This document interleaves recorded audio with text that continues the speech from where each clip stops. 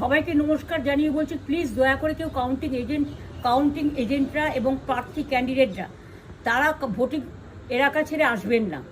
Strong রুমে যেখানে counting হচ্ছে, মানে সেন্টারে, সেখান ছেড়ে কেউ আসবেন না। এটা বিজেপির প্ল্যান। প্রথম 2-3 রাউন্ডে আমি কালকে থেকেই বলছি যে ওদেরগুলো আগে দেখাবে, আমাদেরগুলো পরে দেখাবে। এবং অনেক জায়গায় 2-3 রাউন্ড কাউন্টিং করার পরে প্রায় 100টা জায়গায় কাউন্টিং বন্ধ করে রেখে দিয়েছে।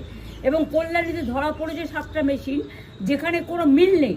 এটা টোটাল ফোর্সফুলি সেন্ট্রাল ফোর্সকে দিয়ে চারিদিকে তৃণমূল কংগ্রেসের উপর অত্যাচার করছে, অফিস ভাঙছে, জোর করে দখল করছে। এসআইআর নামে আপনারা দেখেছেন ভোট লুট করেছে যাতে যে সিটগুলো জিততে পারে।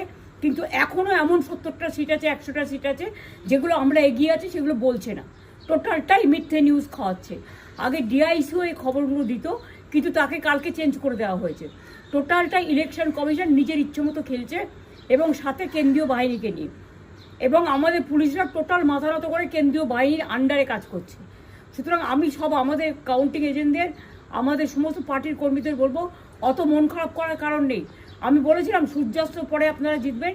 3 রাউন্ড 4 রাউন্ড কাউন্ট হলেও এটা 14 রাউন্ড থেকে 18 রাউন্ড কাউন্ট হয়, তখন আপনারা জিতবেন। Wait and see, watch. আমরা সবাই আপনাদের সাথে আছি, আপনারা কেউ ভয় পাবেন না, নিশ্চিন্তে থাকুন। আমরা বাঘের বাচ্চার মতো লড়াই করে যাবো।